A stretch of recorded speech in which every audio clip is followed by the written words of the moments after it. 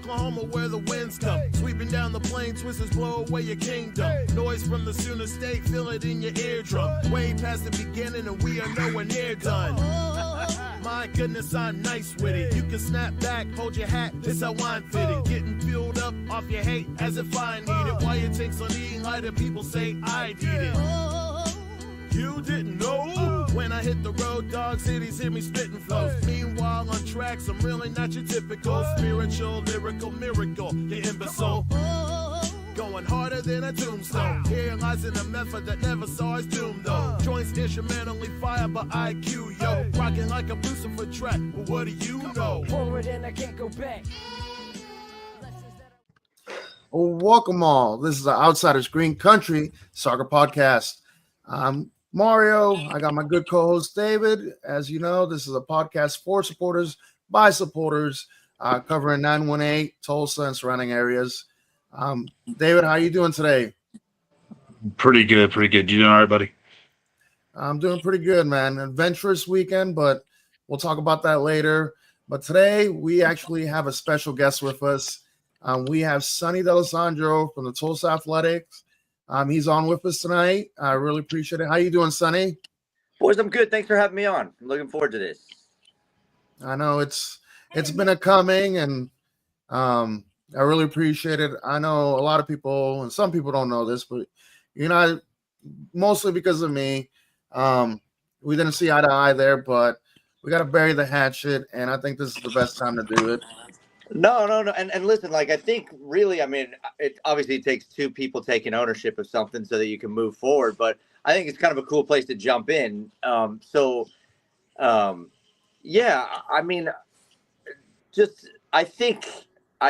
listeners understand there was like a little beef between you and I for a while, and I would be happy to kind of share my side. I want to listen to your side as well. But, I think that stuff like this is great simply because, you listen to each other, you learn, you walk away better for it. And keeping those negative vibes, that's taxing, man. That's bad juju. It makes us older faster. And I got enough gray hairs. But, if you want me to kick it off, because this was just my standpoint, my point of view on things is, when we started Tulsa Athletic in 2013, we didn't really know what we were doing, right? Like Tulsa hadn't had a team in a long time. We launched this thing. It was wildly successful, more than we could have ever hoped for in year one. And, we had a pro team came to market, right? And, what I'll own up to, that was a shortcoming of mine is, first of all, it was scary, for me. I had put a ton of work into developing this thing and making it real, proper culture, proper football, listen to the fans, listen to the supporters, listen to the players, create a good experience for everyone, get local food involved, get local beer involved. You want that. And when you put that much effort into something, and then from where we sat, the pro team could have said, we love what you do. Let's partner together on something and move this thing forward. Let's parlay what you guys started into something else. And it wasn't the way it happened. And it took me a long, long time to kind of be okay with that, to not feel threatened by that. Because you look at the game in this country, and usually in a market the size of Tulsa, when a pro team comes to town, the amateur team goes away. It's a hard situation. We're leasing this 11,000 seats stadium, and I had really tried to avail myself to what supporters needed, to what fans needed. I wanted, because I am a supporter. I at the purest version of myself is in with you guys, and you'll see me at games. I'll pop in with beers sometimes and just hand out beers at FC Tulsa games, just be like, hey, keep it going, whatever. But it was scary and it was hard. And when I started to see some supporters kind of be like, hey, there's a pro team in town, we want to back that. like I look at it now and it makes sense. At the time, you know, it was difficult. It was painful. It was personal, and I wasn't in a place where I could get over it. And I would see people that used to be in our supporter section go to pro games, and I was just like, man, fuck that. Like, I don't get it. Like, I think at its core, it was like, what did I do wrong? Like, what did I do that would make someone want to leave? And I look back at it now and it's like, hey, man, like, people aren't always going to love your shit. Like, people are going to want a pro team. They're going to want to support a higher level than what you do. Like, and I can see that now. But I think for you and I personally, that's kind of what it was born from, was just like an animosity that I look at now as unnecessary. And that I understand why that it's okay for people to support other things. But yeah, I think on my end, I just kind of carried it too long, and I should have approached you years ago and said, "Hey, man, like, let's have a beer and let's work through this, because life's too short to be seeing each other around town." And I mean, we can still have animosity over 90 minutes. Like, that's what the game is for, right? Like, I love your hate during those 90 minutes, but outside of that, it's like, break bread, have a beer, who cares, So that's kind of my side of it. Probably a long-winded version, but it was cool that you reached out, and you and I had spoken briefly before that, and it's cool to get to connect like this, because I don't think there's enough of it in the United States. I think the biggest knock on things in the United States is it's a fear-based culture, from the youth side of things to the pro side of things, just to the way people interact.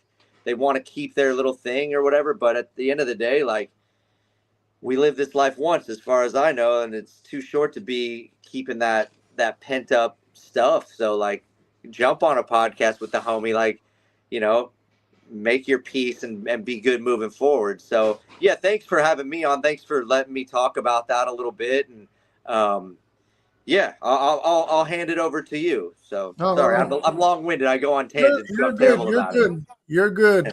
No, me personally, when the Tulsa Roughnecks, the new version, um, came along, I was like, oh my God, I told you this before, Sonny, in our meetings that we had at the old stadium.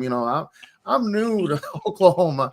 I'm so glad that there was an Oklahoma soccer team, so even a Tulsa soccer team to support. Yeah. And my first thoughts was like, now we have two teams. At the time, I was like, you know what? Why can I not support both? And it wasn't you. Sure. At first, it was more, I kind of was pushed away. I got kicked out of the supporters group, chat group. I then the heckling, and I understand it. Like, me, Sonny, at the time, I was running around at Joplin inside the field with Lucas and getting kicked out of the game. Yeah. I'm not sure if you remember that. I was a diehard supporter, man, and I felt like my choice of supporting both teams kind of got kicked out of there. And then I kind of felt like some things happened, some racist things happened. And I won't go to details with it, but that was thrown at me and my Hispanic supporters group that I started in 2000, and I think it was 17. And from that, and then some other situations that happened with other opposing fans, it just kind of, I would have thought that you would have known about it and heard about it and kind of put a stop to it. But that and the whole issue with them and you and being kind of conflict with that, it put so much negative in my mind and my life. And then I was like, you know what? If I'm being pushed to the side, I need to just stay on one side and support what I need to do. And over the years, there's been bad blood with the supporters and stuff like that. And it just, I like I told you before air, I was like, I'm 42 years old now, man. Right. I got my kiddos. They see soccer camps at your field, and they're like, "Can we sign up?" And I'm like, "Yeah, maybe one of these days." And Right. And I want to tell everybody, this isn't because of the popularity that you guys are having. This is Tulsa. We both want it. This is the reason why I'm wearing this shirt today.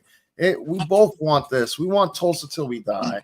Right. It's the same aim, same goal that we want. There shouldn't be any bad blood. Yeah, between 90 minutes when we play each other, yeah, we can banter and have fun and stuff like that. But we go to Empire. We'll go to Of course. Valkyrie, or we'll go somewhere together. There shouldn't be blood. This is in England. There shouldn't be hatred towards each other. There should be just, soccer fans enjoying soccer games. Yeah, And well, and like just from the club perspective, like we've prided ourselves from the beginning in being a club of of inclusivity. So, if anything came across to you that made you feel uncomfortable or was what you described, like uh, I don't know the specifics obviously because I don't, but I would never want anyone to feel that type of way either. So, um, I think that probably there were some when the pro team came to town, it was just a weird split. Like, I look back at it now, and if I knew then what I knew now, I would have handled it a million times differently. Like, being able to support two clubs is fine. Like, it's 100% fine. Like, you hit the nail on the head. This isn't England. This isn't Millwall, West Ham. Like, it's like, this is Tulsa. If you live near downtown and you enjoy going to games, but you're a diehard athletic supporter, I'm not going to get mad at you for going to an FC Tulsa game. You're going out to watch a football game. I'm not going to get mad at you if you jump in the supporters group. Listen, the more support that the clubs can get, that elevates what's on the field and provides that 12th man. Like, I'm for that 100%. The obviously the racism stuff that's a problem. Again, I don't know any of the details on that, so I can't really speak to it. But if you're owed an apology, then I would be happy to be a conduit between those who hurt and offended you and saying something and making that peace as well, because people do dumb shit and people say stupid things all the time without thinking. But at the end of the day, like, I try and uphold our club of, like I said, being incredibly inclusive. And I think that over the years, that's kind of, come to the forefront in several different ways. But yeah, I'm glad that we're able to kind of talk and bury this just so that it's, well, for one, it's silly. It's a waste of energy. Like, if I saw you tomorrow, you're a fucking Chelsea fan though too, aren't you? God damn it. Mark. yes, I am. I was going to talk about that here in a little bit, but we'll get there later. No, point being though, like, it's pointless. Like, it took me a long time because of being hurt and being scared and just a lot of those things. It took me a long time to just kind of like let go of those things, because at the end of the day, it doesn't really impact people wanting to be involved or not be involved. But you guys have things in your life that you've put a bunch of effort into, and when something comes along that can be perceived as a threat, like, that's scary. And we don't always act in the most professional, the utmost way when it comes to those things. So yeah, it was a tough spot. I'm glad to be able to be here and talk about it. And like I said, I'm a Mario supporter. Did we lose him? I think you did. Shit.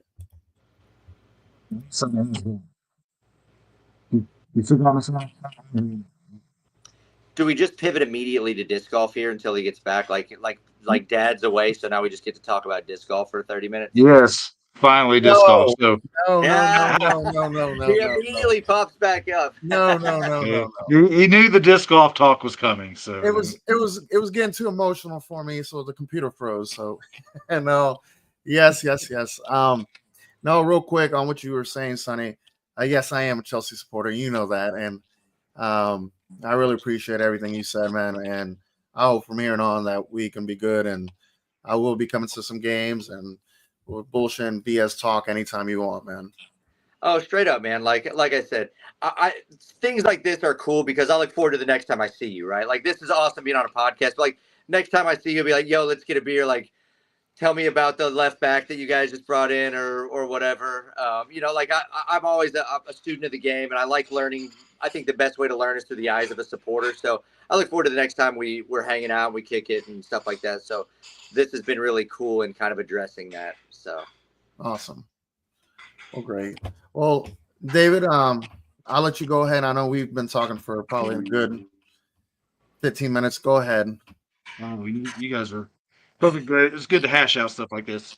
But Sonny, I'm gonna get down to the nitty gritty, the Tulsa Athletic talk, because you guys start your season this Saturday there at Hicks Park, correct? Shit, we do. No, I'm kidding. Yeah, we do. Yeah, we got Oklahoma City coming in. Our, our, I guess probably one of our biggest rivals for sure. If not our biggest rival. Right. And you got to carry on the tradition of whooping that Oklahoma City ass. That's We're- always asked we for we you try, guys. baby. We try, man. We try. It's always a competitive game. They always have a good team, and Right. yeah, it's having a target on your back can be heavy, but we wouldn't have it any other way. So speaking of Oklahoma City, 1889.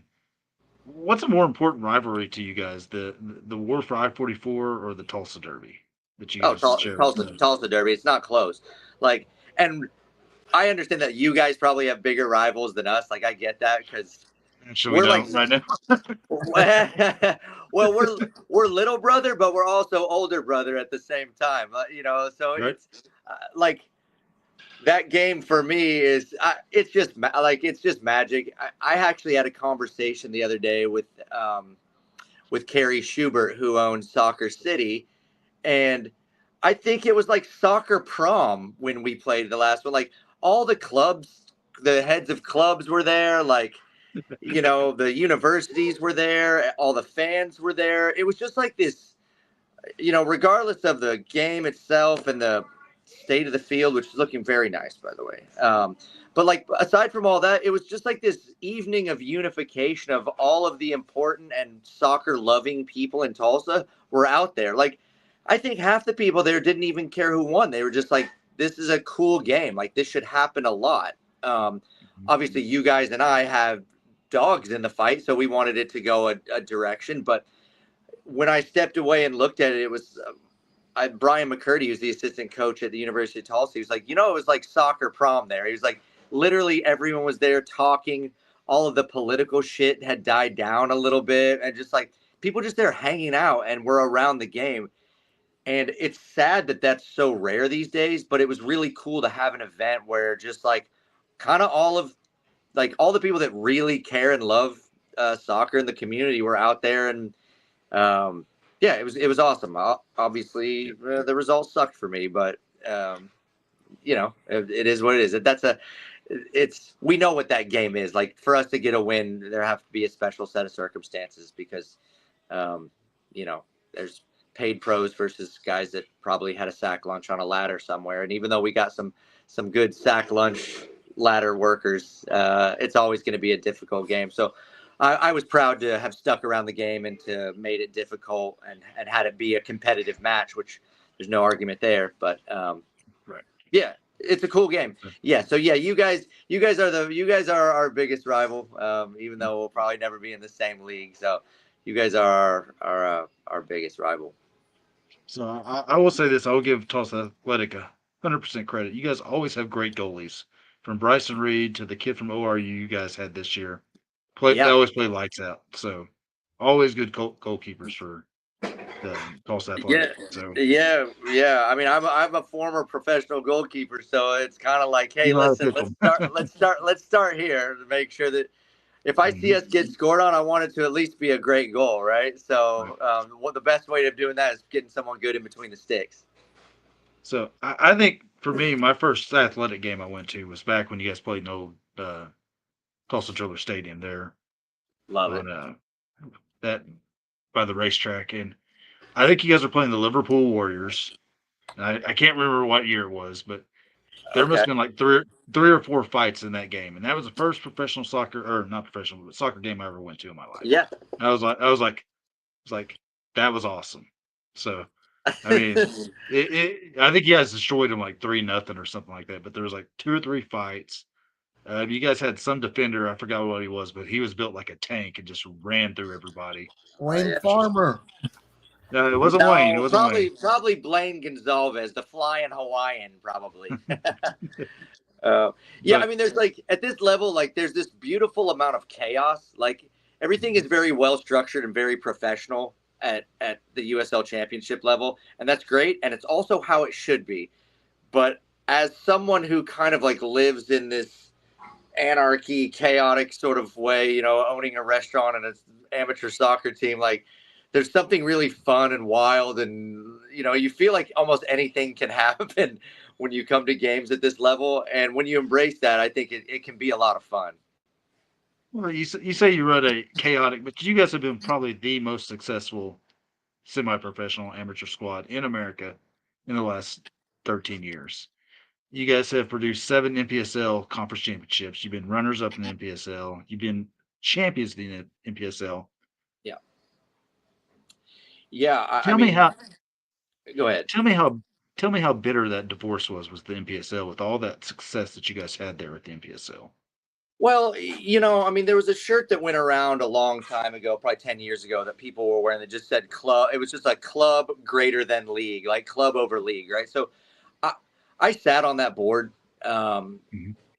you know, and I put a lot of time into trying to bring good clubs in to help clubs that were struggling to grow that league. So um, there's a few things I can't talk about just because there's pending litigation. Like we have a federal trial with the NPSL on July 7th. So if there was ever a turnout, I would like to see supporters at packing a courtroom would be amazing. But you know, it was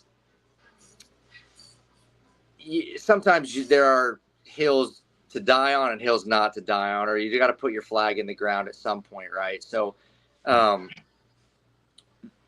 you can only be treated unfairly, unjustly, and borderline, you know, cruelly and definitely illegally for a certain amount of time before you just got to say, hey, we're not going to tolerate this kind of treatment. Before the issue that you have with me has nothing to do with the venue that we play in. That's a poor excuse.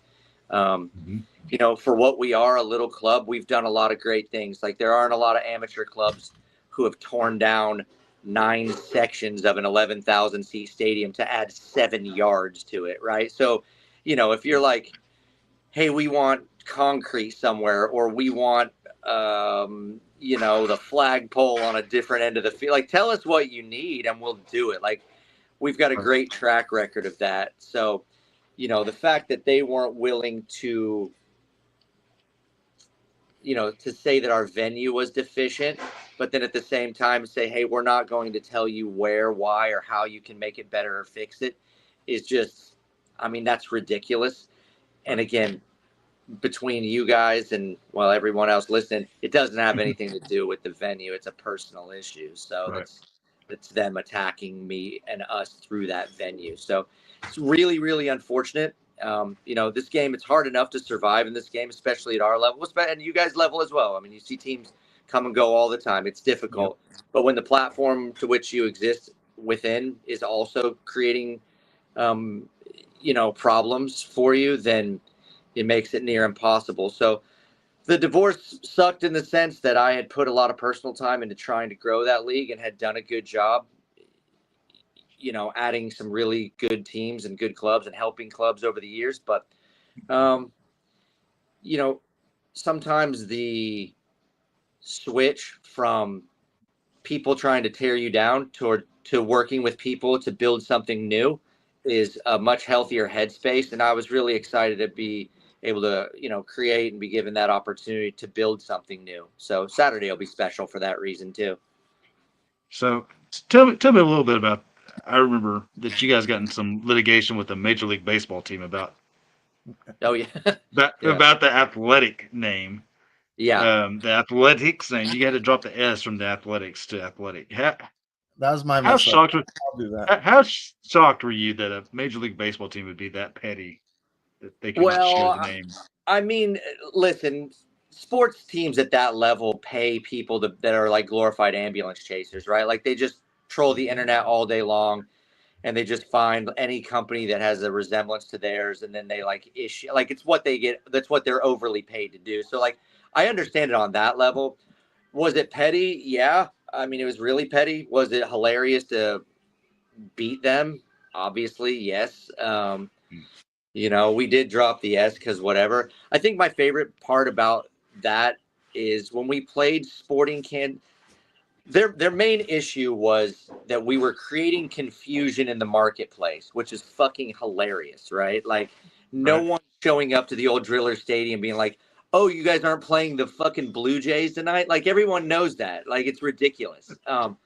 But my favorite thing about it is when we had our little Open Cup run and we played Sporting Kansas City, the Oakland A's were playing the Royals that night in Kansas City, and on what's the ticket app? Not StubHub or SeatGeek.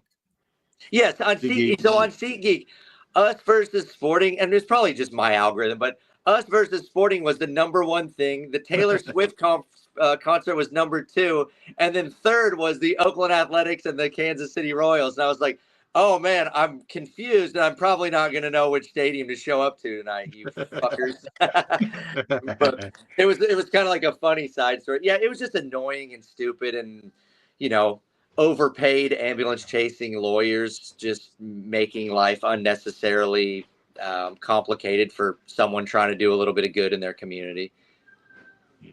I will say, still my T-shirt rotation is the green athletic shirt, the Legends Never Die shirt with the old. Oh, let's go! Joseph. That's because I grew up going to baseball. I was a baseball player growing up, and would go there, and that was one on my birthday every year. We'd go to watch the Drillers in that stadium. That was my home that I'd love to go watch baseball at. But we're gonna move on to something else.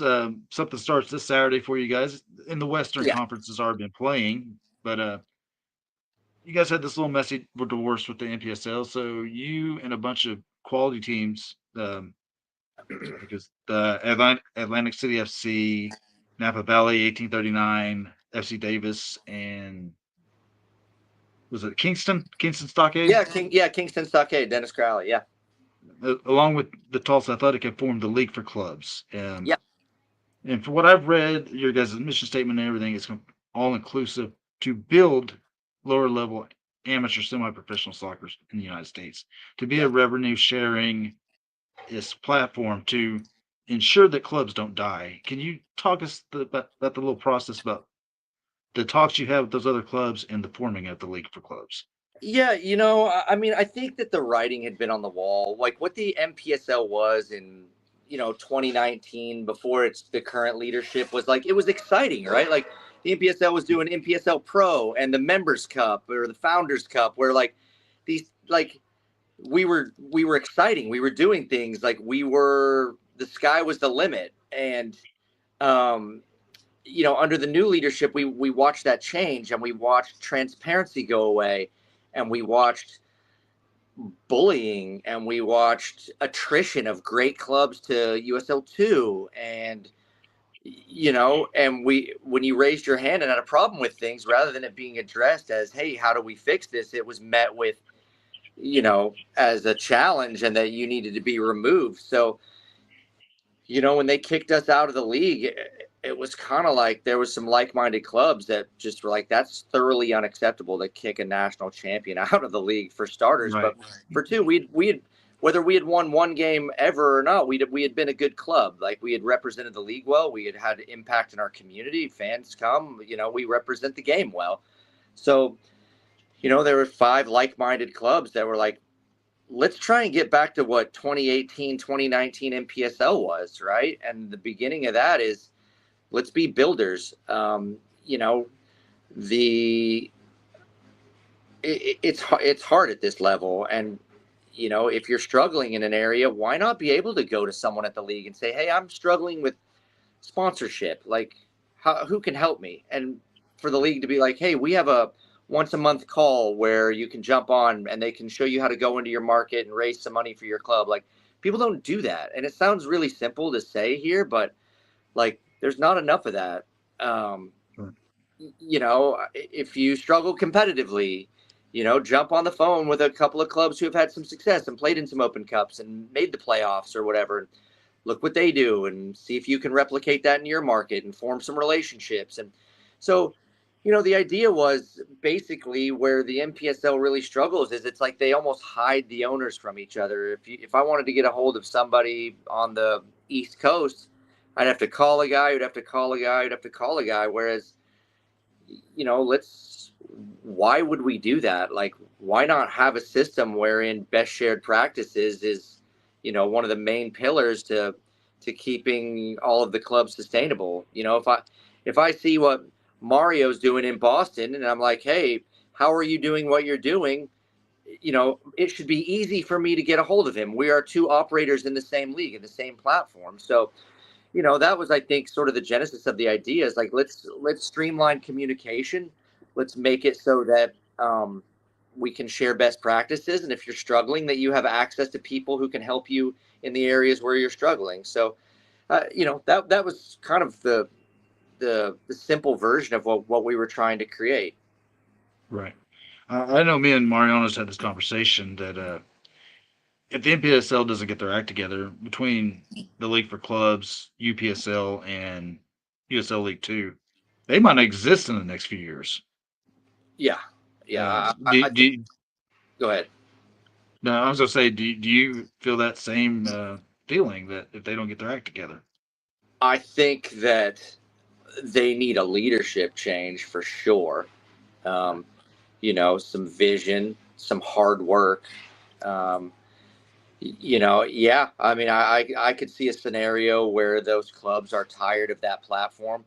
Right. I mean, when I sat on that board, and I sat on that board for about 6 years, like I would hear people say, I've been raising my hand to ask a question and I don't have anywhere to, like, Sonny, you're one of the few people that picks up the phone, and you can only do so much without the executive committee waving their wand, and then I get to the owners meeting and they say, I don't have time to ask my question. I've been waiting a year to ask. So like, that's ridiculous. That's silly. Everyone who does this at our level should have the floor for a minute so that they can share a concern or an idea or a proposition to make things better or an area where they're struggling.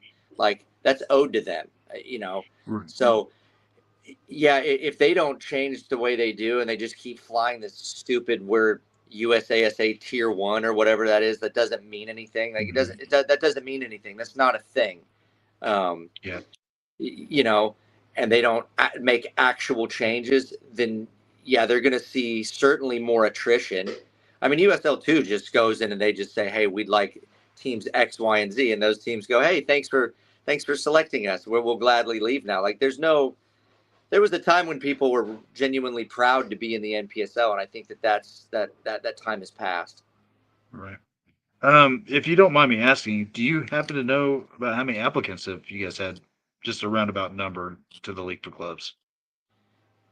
Yeah, so like for 26, or like how many teams we'll have in our first year here? Well, I think you got.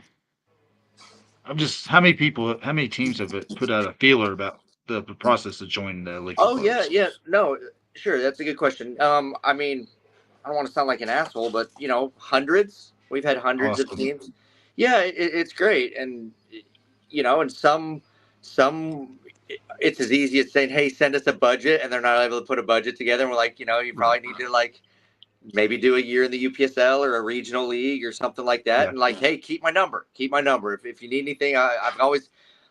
My girlfriend fucking hates it, but I've got 15 minutes for just about everybody. I'm happy to watch the game grow in communities because it's super cool and it's impacted my life in a pretty profound way. So, but yeah, we've had a couple of hundred. I think our first year we're going to have 51 teams, which is, I think, as far as my research indicates, is the biggest launch of a first year league in the United States. And I would say next year we'll probably get close to 80 or 100 teams would be I think a reasonable goal. Yeah, that's awesome. Has there been any talks with USSF about US Open Cup spots for 2026? Yeah, I mean, we have those conversations, and I'll kind of flip on my philosophical hat here. Like, I actually don't like the way they give them to NPSL and USL2 teams. This year was the first year we've done open track qualifying, and I think it's fucking great. Like, we played a team from Kansas City. We had to go up to Chicago and play a game to get in, but like, there's drama that's closer to the time of the actual cup. Like, Des Moines Menace qualified. Oh, sorry, my computer screen gives me light, but then it goes out. Des Moines Menace qualified for the Open Cup, and then it was like the 2006 World Cup team was on the field for that. Which, I mean, don't get me wrong, like it was cool and it was newsworthy and everything, but like I'd rather have sort of be more centered around the guys that went through the qualification process and are still actively parts of the team. So I'm more of a proponent of the open track system for everyone. Like, stop letting leagues sit down with the federation and bid on or pay money for bids. I think it's a little gross. Honestly, I think David Applegate at the federation probably doesn't like it either. So, I'd like to see them start to get away from that and just be like, you want to play in the Open Cup? Here's how you do it. Like, go through qualifying. There'd be some great local rivalries with high stakes games. You get games in December and January and stuff like that, which is cool. Those are times where we're not usually playing. So I think that's awesome as well. I really enjoyed the qualification process this last year. I'll kind of leave it at that. But yeah, we will sit down and, if it's still a bidding process, we will try and get some bids allocated as well to Open Cup because it's important to teams. It's important to teams at this level. Yeah, I mean, you drove and met the owner of the Chicago House AC for a coin flip, which was awesome. Yeah. Yeah. Peter's a mentor of mine. So we, sadly, there's just not enough fun that's had in soccer. So we were like, what if we met halfway and he got a hold of their city council and like they conducted a coin flip. It's just fun stuff like that keeps people engaged. And, the idea of people tuning in for a coin flip is kind of hilarious. So, yeah, I mean, I got to get better at coin flips apparently, but we end up winning what was important, which was the game. The game. Yeah. I got a couple more questions. I'm gonna turn it back over to Mario, but yeah, you started building your roster for this League for Club season. I think your first thing was new head coach John Woodhead. Yeah, who had been with your team for the last 3 years, I believe. This is his third year with you guys. Yep. Brought back Bryson Reed. How's the roster building going for you guys this season? Yeah, it's good. We're going to have a really strong team. Our seasons are so quick, I mean, you guys have the luxury of you guys have fixture congestion. I don't want to take that away. I mean, you've got the Jägermeister Cup, the Open Cup, and the league, obviously. But, our 10 games happen so quick. So, it's imperative that you find that rhythm so early. So, on paper, we're really, really good. I trust Woody to kind of get the guys focused and dialed in. But, if in the first 2 games the ball hits the post and goes in for the other team, you're chasing it already. So it's such a sprint that, we'll see. But yeah, I like us on paper. I think that if the bookmakers were to say who the favorites were to win it all, I think we would probably be among the favorites. I don't know if we'd be the top one or not, but we'd be good. We'd be up there, and we have experience in having success as you get deeper and deeper into the playoffs, which I do feel is important. Right. And in the League for Clubs this year in your guys' division, you'll have the OKC 1889 FC Wichita, and Union KC is the other 3 opponents. I think next year you got a team coming in from Arkansas, the River Valley Bullies. Yeah. Do you like having all your opponents just within a good driving distance, 2-hour driving distance? Do you like that? Yeah, I mean, I think it's kind of like a league question, right? I think for us, sustainability at this level sort of hinges on the travel. It's an expense for clubs at this level. I mean, it might not sound like much to pro clubs, but renting vans, 5 times a year, and if we had to fly all over the place, like everyone would be one and done. So I like it in the sense of I think it's helpful with rivalries because it allows away supporters to make a short travel and experience what other teams are doing, steal some ideas, which I think is great. And also I think it kind of helps grow the game regionally too. Like I drew out a theoretical conference for next year, and if there was 12 teams in it, we were looking at maybe we bring the Springfield Demise back. Maybe we get a Joplin team on the way there. There's a team in Emporia, Kansas in the UPSL. There's you could have a really cool 3-state conference with 12 teams. That would be great, where the rivalries are close, and, you can do some away days, and we can see what the bars of Dodge City, Kansas are like or whatever. But you see the Toros, yeah. Yeah, so I think it's not only is it cool, but I think it's really imperative to leverage that regional Right. Convenience into growing this sport in those areas. Yeah, I think that's what we've been missing as FC Tulsa fans since the energy took a hiatus, went to sleep for a while. Yeah, We haven't had that. Our closest rival is 6 to 8 hours away. We don't have a fun, rival. right? It's not. No, there's no away days, and that's part of the fun of soccer is the away days. 100%. I mean, you wonder why the culture in England and Germany is the way it is. You pop on a train for an hour and you're there, and there's 10,000 others of you with you, and you get to see their town. It's economically it's great for their town, so it creates that. But yeah, we live in such an expansive country that it's difficult, right? And especially at you guys level. I mean, who is you guys' close to, who would you guys' rivals be, if I can ask? Is it Colorado Springs, New Mexico? Is it? It'd probably be San Antonio or New Mexico would be the two closest. Yeah, that's a good 6 to 8 hours away. Yeah. That's what it is. I mean, we missed it. I know me and Mario missed it. We trolled OKC by adopting the highway in front of their stadium. I mean, yeah, we took it the trollness to that level, that pettiness to get at them. I love it. That's what we did. But I got one last question. I'll turn it back over to Mario. Yeah. If you had to pick a four-person Mount Rushmore for the Tulsa Athletic, who would it be? Oh, 4 people for the Mount Rushmore of Tulsa Athletic? Yeah. I mean, Jesus. Players? We're talking just players? Maybe the players, coaches, whoever you think's been the most important. I know it's hard to narrow down to 4, but yeah. Yeah, that's the worst question ever. I'm just gonna piss a bunch of people off. Joey Ryan's on there. Right. Dan DeVore's on there. I'd like to do this without doing any players at all.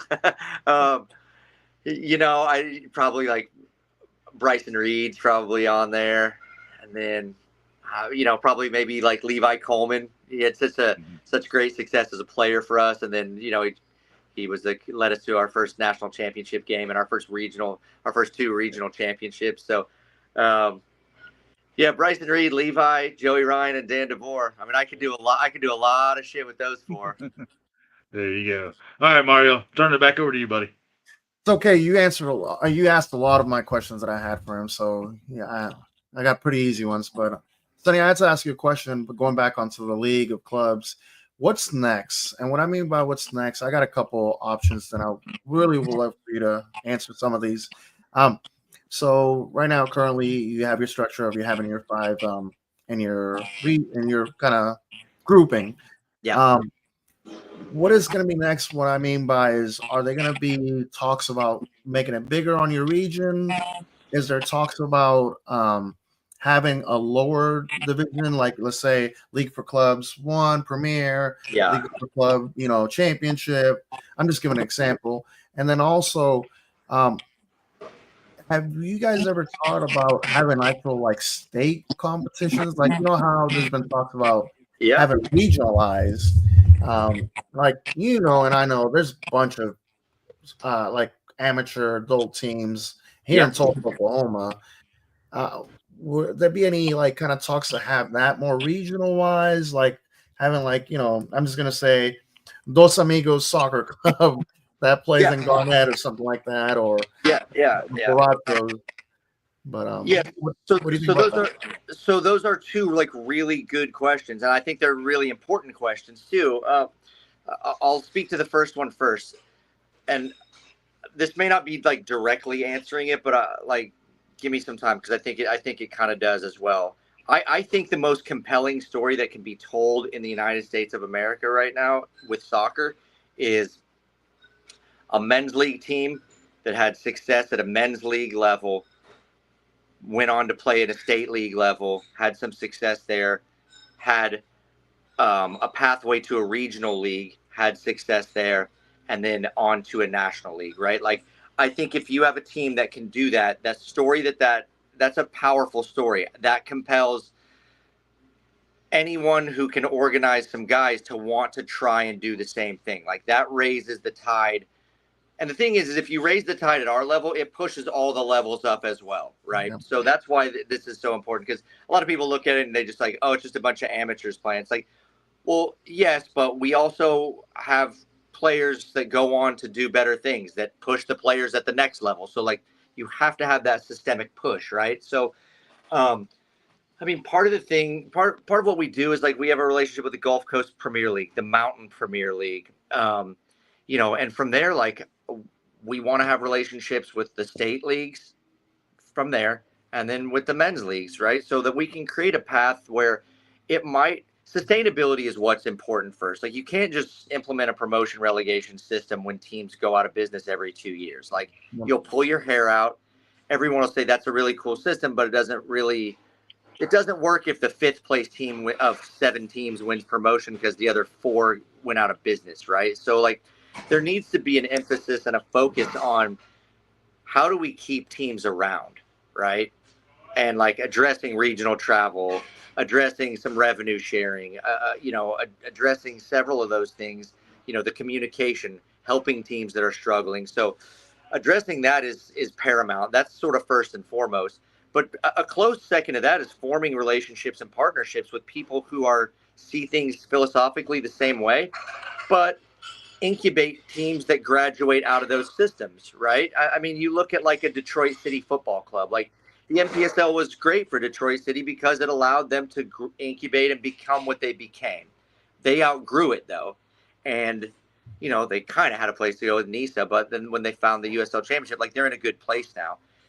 There's gaps, and there's gaps in the lower side of these things where, we lose teams. So creating a system where, through partnerships, where it's like, I don't think your budget's ready for us right now, but play in the Dallas Metroplex League for a couple of years, get your sea legs. If after 2 years you're winning championships, you're making money, you're bringing sponsorship dollars in and everything, like, absolutely, let's look at moving you along. So I would love for the answer to be like, hey, we have 15 regional partnerships, 40 state partnerships, and 200 men's league partnerships, and we have promotion relegation with all those, but that just doesn't exist right now. So the focus has to be on sustainability first, and then those partnerships second. Okay.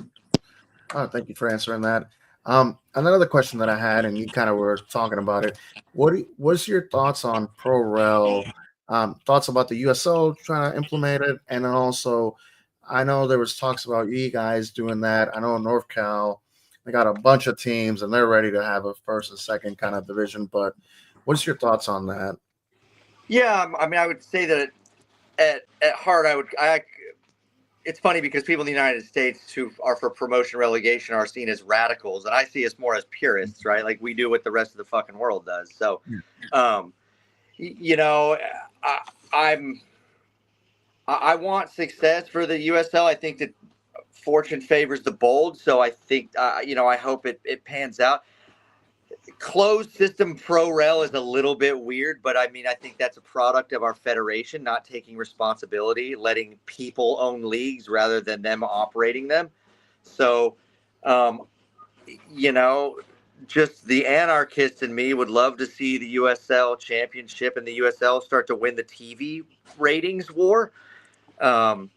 Just so that, I mean, I think it makes it really weird then if they're starting to get that money come in, which, I mean, I got to be honest with you.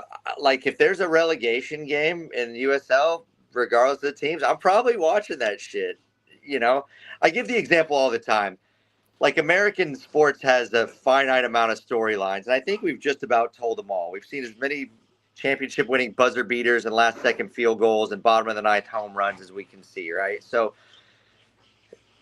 that said, like, if the three of us, baseball fans or not, if the Tulsa Drillers if they won their next three, they were going up to AAA baseball, like, we're probably going to meet out there and have some beers and be like, come on, the boys, right? Yeah. So, I think that the storyline of promotion relegation, being that it's new to the United States, I think is super compelling, and I think it could shift a whole lot of things around. So I'd like to see it work. I think you do get into a little bit of is it like genuine promotion relegation if it's a closed system or if it's just a USL system, but Oh, So, man. He'll be back on man, trouble. it was just getting good there too. It was getting really good. I promise I didn't kick him out or nothing like that. It was good. It was good. There he is. He's back. Hold on. Yeah, and I think we'll do the best with what we have, right? I mean, for you guys that support a USL championship team, like, that's got to be incredibly exciting and fascinating. I mean, some of the numbers I'm hearing of what the budgets are going to look like, I think there's going to be some challenges there. Soccer specific stadium is an easy word to say. It's when you're starting to stack bricks, it becomes expensive, and those are challenges that each of those markets is going to have to deal with. But I'm for it. I'm a pro rail guy. We wore it on the front of our jerseys. Yep, you did. So I definitely support it. I'd love to see the federation. And this is let me preface this with, this is an impossibility. It'll never happen. But I'd love to see them just like wipe it all out and be like, this is what we're going to do. We're going to structure it this way. Here's how the 20 team divisions work. We're going to break to regional and sub-regional at the third division level. I mean, everyone has their vision of how soccer could look in the United States, I think. But I think the problems stem from the fact that we have a federation who has failed to take action at some really important moments during the growth of the game. And now it's become like a total mess. So, I'm for pro rail. A little side note on that one.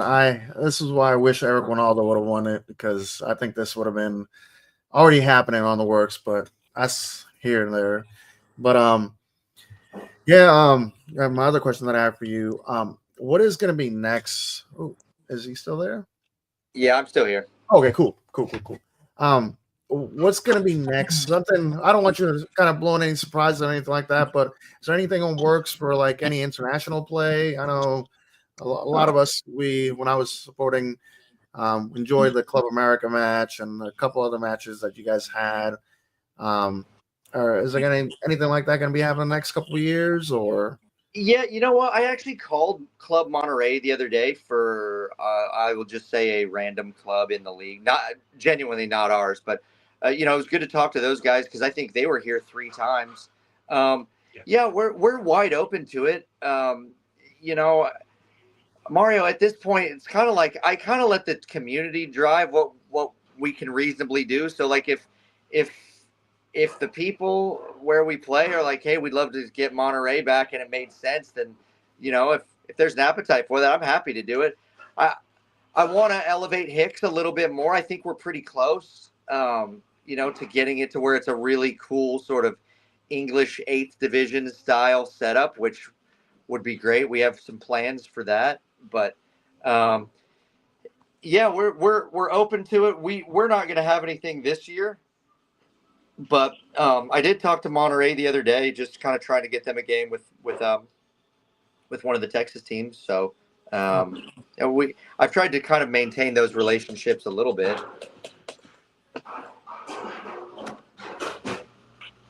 cool. Well, no, that's awesome. Well, David, do you have any other questions? Yeah, just before we go, Sonny, I know you got a big disc golf tournament coming up in Joplin in May. Looking to get that first win of the year in the disc golf league? God, I've been a nightmare this year. Like, I think I've been in the top 5 in like 90% of my tournaments. I don't have a dub yet. it's been a rough year on the disc golf course. I play in a division I play in a division called MA1, which is like it's advanced, but it's mostly young kids that are about to be like not about to be, but like it's a division below like open professional. So you get a bunch of these 19-year-old kids who throw a disc 550 feet, and I'm a 375 guy. Like I can move 400 if I get it right, but the putter hasn't been dialed. That's where I win it, is if I can get the putter dialed. Yeah, I actually looked. I think we've got a UPSL game on that date, so I may have to move that one too. During the season, it gets really hard for me to play, so sometimes I get really good because I'll set it up at Hicks, like between mowings. I'll just kind of do field work and reps and putting and stuff. But disc golf has been a really cool thing for me, just in the sense that, like, I used to play Sunday League soccer, and I'm just a fucking nightmare. 21 people hated me after 90 minutes because the 10 others on my team, maybe 24 because of the 3 refs as well, but just insufferable, just a dick on the field. And everyone knew, it's like, hey, that guy's great to have a beer with, but like for 90 minutes, this is like some weird cathartic torture chamber of his that he does. But disc golf has been great for that, in the sense that, like, I get out, I still get my steps in. It's easier on my body. I get the competitive fix, and I don't have anyone to blame or compliment other than myself. So I enjoy it a lot. Do you play also? No, I used to play regular golf, and I was good for like the first 6 holes, and I would just lose my focus, and Yeah. then it was, hey, let's crack open a couple beers, and we're just going to enjoy the other 12 holes. Yeah, that's well, I found out where you lose your focus. I was the same way for a long time. I used to play almost every day after training when I played professionally, and I think I got down to about a 6. But golf's expensive. Like, I mean, golf's expensive. I always have too many beers. I'm gone for 4 hours, so I come home on Sunday. I don't get any chores done at the house. The ladies up my ass about all this stuff, and disc golf, I'm gone for an hour. I come back on a non-tournament, but I'm gone for an hour. I've had 1 beer. I've spent $0, and I can still mow the yard, plant the flower beds, do the dishes, and take the trash out. So she might call me a giant nerd, but at the end of the day, she's getting more time out of me that way, and I'm probably getting more steps playing disc than I am hitting the golf ball. So, but yeah, I need to get my first win. I like that you called me out on that very much, because I am a nerd, and it does, like, that sits heavy with me that I haven't got it over the line yet. Hey, according to the Pro Disc Golf Association website, 86 career wins are nothing to be ashamed. That's awesome, though. 86 career wins is amazing. But last thing I got for you is let everybody know this Saturday, 7:30 p.m. at Athletic Community Field at Hicks Park. Yeah, well, I want to be a little careful about this, because I don't want to steer away from any other thing. I know you guys play El Paso. Right. Their technical director is on the patio right now. So I don't want to. There's great soccer this weekend in Tulsa.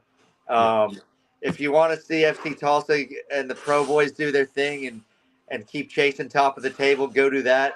If you're out on the east side and you want like the little ma and pa shop ball, and see the boys ball out, maybe see a dog run on the field, like come see us on the east side.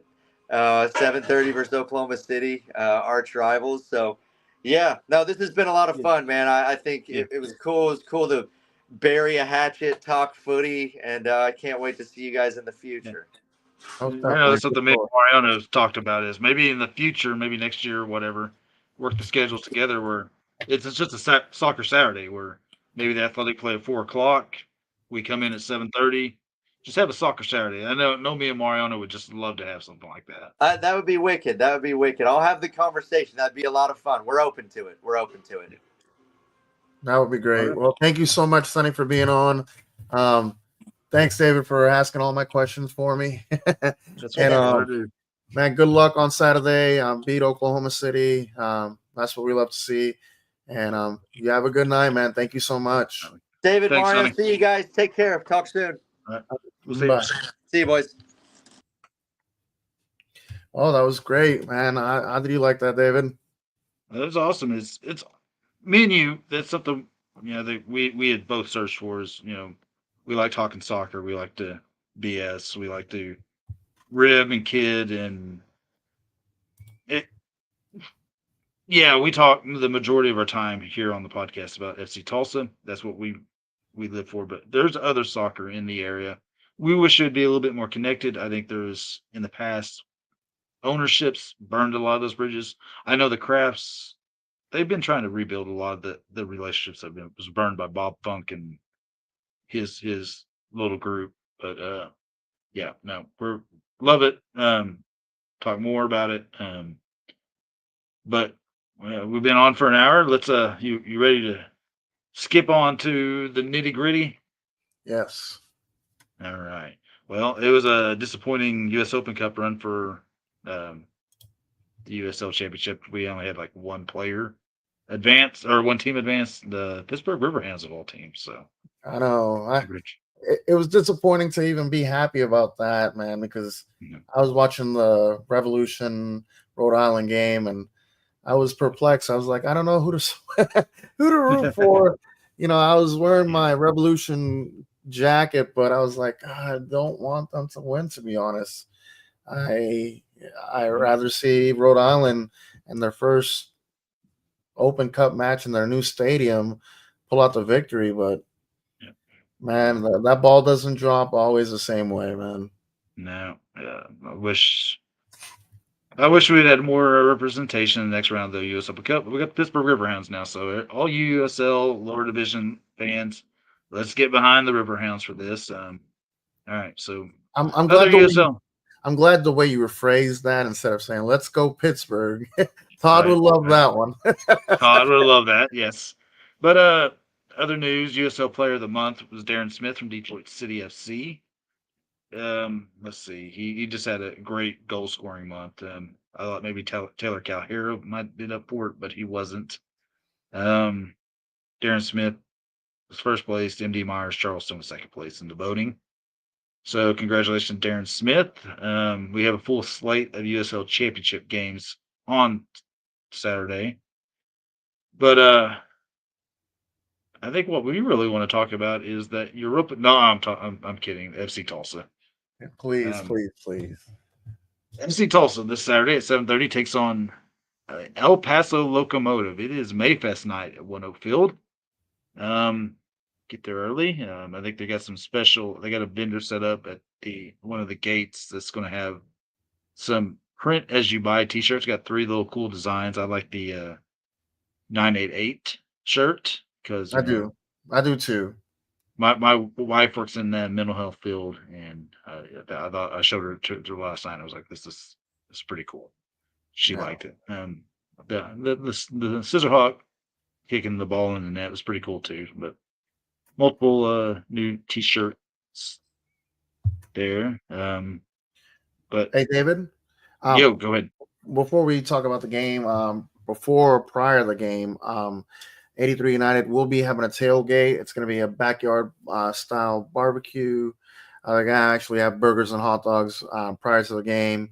If you are a member of 83 United, you are welcome to all the food and amenities and drinks prior to the game. So do me a favor, check them out. You can check them out on 83 United on Twitter, all social medias. I know I'm going to be there. I know some 918 Brigade members. I think, David, you're going to probably be there. But It's a busy weekend for me. My daughter's dance recital. I'll be there for the game, but it's going to be one of the busy weekends. So, cool. Well, but no problem. That's all I had for that. All right. Well, let's talk a little bit about the last game. We played Orange County. We lost that. It was in Irvine, California. We lost that one 2-1, which was kind of a letdown. I don't know how you felt about it. I felt it was a little bit of a letdown. It was good first half. Then Liam McKinnon scored a brace in the second half. We went down 1-0, fought back. Taylor Calhera had a nice little goal. Then they got one back 6 minutes later. So It was a I wanted the team to go in the second half and just take everybody's boots and switch out the studs in them because everybody was falling down. Yeah. Pierre fell down, and that led to the first goal by Liam McKinnon. I feel like we slipped probably a good 25 times on the field. I don't know. It was raining. It was raining good there at the beginning of the game, and then the field was just slick and footing was not very good. So it was just disappointing. I thought the guys was going to be fired up for it. I was looking for that kind of pressure that we put in against Las Vegas, but then I saw what Orange County was doing. They had Bryce Jamison on the wings and Cameron Dunbar on the other wing, and they were just lightning quick out there. And we weren't able to put the pressure on that we was able to put it on against Las Vegas, and it hurt us bad.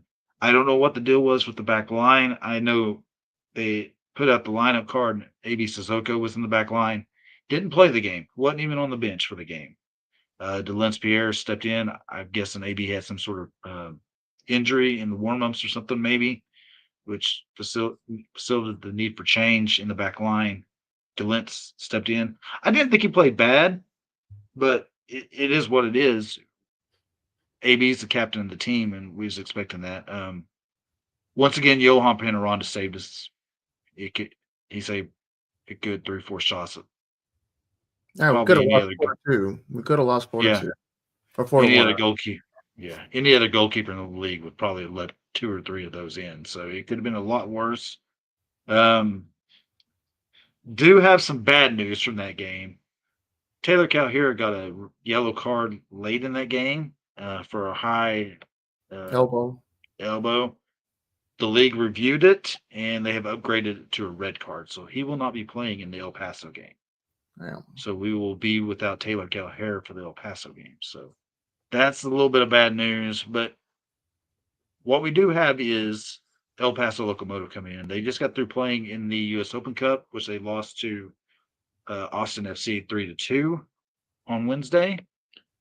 But folks, this is not the same El Paso club from last year. While they returned a bunch of the same players, Wilmer Cabrera came in mid-season last year for El Paso, and he has reversed the course. He's revamped the team stylistically wise, and they are just playing lights out right now. I believe right now they sit in 5th place in the Western Conference, one position below us, but they have been playing amazing, and they've been shooting up the table like a bullet. Eric Calvillo and Robert Coronado run the midfield. Jamali Wadey, Jamaican international, is great between the sticks. Former Oklahoma City player Frank Lopez has been stepping up. Mondo Moreno, I know a guy that you fancy a lot. He's been playing lights out. They brought in Beto Avila, who was with Sporting KC2 and MLS Next Pro last year. Been playing lights out. Tony Alfaro is a great defender. Ricky Ruiz has been playing great. It's just, this is a different El Paso team from the team that was last year that we kind of joked around a little bit on last year. So, not going to be an easy game. How do you feel about this El Paso matchup? Oh, it's a good matchup, man. And this is we've been saying this lately, but we need to make a statement game, and we need to have all the parts on our team needs to work to come out with a W on this game. One player that I'm not really wanting to see from the opposing team, but Gabby Torres. Yes, Gabby's had a great season. Yeah, he has already 3 assists and 1 goal this season, and the other player that I'm not really wanting to see is Cabrera Jr. He has 6 goals so far, and they're shooting on all sides. And that game against Austin, it was really close, and they only lost 3-2. But it's a good El Paso team, and I know another person that we had on the podcast here that talked about Tulsa Athletic, Ray Sorry, as Sonny was saying, he was at his patio. He's in the coaching staff, so Yeah. Glad to probably see him a little bit in the game, but it's just going to be a good matchup, and I just hope that the team is, ready to show them. One thing that I love seeing them do is that high pressure, like you were talking about with Las Vegas, and that's one thing that when we do that, it's an automatic victory, and I want to keep seeing that more.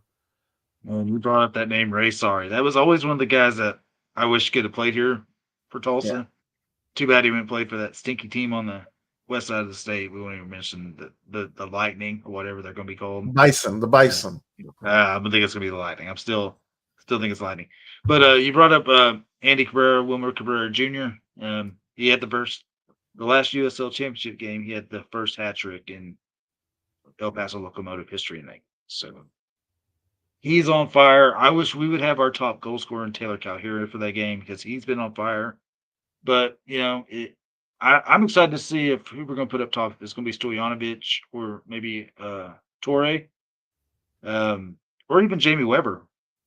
At that could be Lukic. It's going to be interesting without Taylor because we really don't have an all out and out number 2 striker on our team. So, do we have talented strikers? Yeah, with Delu, Torre, Weber, Stojanovic. Can we get by for one game? I believe we can. But it's going to be really interesting. I think it's going to be a fast-paced game too. I don't think it's going to be one of these. We're going to pass around the back line. I think it's going to be a lot of counter-attacking, really high-paced, high-intensity pressing game. Yeah, I agree. Tulsa connection. Is there one on this team besides Ray? Sorry. Other than Gabi Torres is the only one that I can remember. I think one of the academy kids they signed early in the season. I don't know if it's Hoban or more. I think it's Mora. He's an ORU kid. Went played at ORU. So there's another Tulsa connection. Yeah. So there we go. Tulsa connections. And you didn't even think there was Tulsa connections. And don't look at Font Mob for the lineup. Guess who they still have on the lineup for El Paso Locomotive? Joaquin Rivas. Yep, he's still on there. I'm like, yeah, he is not playing there no more. He should be. He should be playing somewhere. Yeah. Joaquin, come back. But I gotta ask you, we didn't do it last time, but we need to do it this time. I think it'll No be predictions. Prediction. You have to do a prediction. No. 2-2 draw. There we go. Come on. There we go. Mark it down as a loss already, guys. What else you want to talk about, sir? Man, the Sonny interview ran long, but it was good. It was good running long, so we kind of just skipped through a lot of this stuff. But I'm pretty good for tonight. You want to do a quick hot take or two? That sounds good with me. All right. Go ahead. You go first. I just said go ahead. I flipped a coin already. You go first. Oh, I put the banner on, so you. I see that. I see that. I was about to press it. Go ahead. Yeah. So, hot take number 1. Where's Josh? Oh, I know where he's at. He's asleep. That's what he's been doing the whole entire ride up here. Sleeping. And I'll post a picture while you're talking about the second question. But all right. So, second question: do both the teams playing this weekend make the playoffs in Western Conference? Our game. It's in our game. Are you asking if both teams, if El Paso and Tulsa, make the playoffs? Yeah. Oh yeah. Yeah. Oh yes. The Western Conference is really, really stacked, and a lot of teams are not like Orange County. Their win got them up to 10 points, and that was a surprise from that one. You would think that they would be a lot better, but I personally think they look at right now. Phoenix is 12th place with 7 points. Oakland Roots is with 7. Lexington 7. I think both El Paso and Tulsa will make it. what position they're going to be in. That's, my biasness says that they can be a higher tier team, but the way we've been playing these past couple games, I just hope that we get some turnaround and start winning some more games. There we go. Last question. It honestly just slipped my mind. I had something else, but it just slipped my mind. So go ahead. Maybe I'll remember it. No problem, no problem. So I have a quick question, and I should have asked this to Sonny as well. With all the growth around Tulsa, with all these academy clubs, Greenwood is connected with Technical 10, and they're doing their MLS Academy. Blitz United partnered up with FC Tulsa. Now they're having FC Tulsa Academy. What do you think is going to be like the outcome for this like local land, local soccer clubs here in town? Is it going to be more partnerships, or do you think it's going to be settling down here in the next 5 years? Your personal opinion. My personal opinion is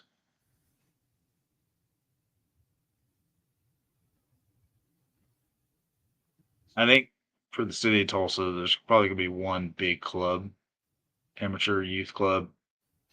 I don't know which one it would be, if it'd be who it would be, but it costs a lot to play soccer. I mean, I think it'd be best maybe if there was one big club and then all the other ones can just, still have their clubs and maybe form their own little division league thing local. Because like Sonny said, amateur clubs that don't really sell tickets, merch, whatever you have, it's all about cost savings. If you don't have to travel as much, it just saves money. To pay for out of state hotel rooms or travel expenses to that tournament, games, whatever. It is just what it is. So I can foresee one big one, big team forming, rising to the top, and the rest of them would be cool to see, like a little local league that all the rest of them play in, and it would just be fun, local rivalries, et cetera, et cetera. Okay. All right. My second question: what's more possible for Manchester United to win with a cup this year, or Oklahoma City Energy actually posting their new name in the next couple months? They're both possible. I mean, Europa League is right there for United taking. Oh God! Yeah, we're there in the finals, so Hey, you guys have a better chance than Arsenal. better than Arsenal, and that's what I'm saying. Congratulations to Harry Kane for finally winning a cup of some sort. So yeah, Right. Harry Kane. Right. I think Well, the better question is, what's a better thing, Oklahoma City posting a name or Chelsea selling about 20 players? Huh? Hey now. We're contenders. We won today. We're getting one step close.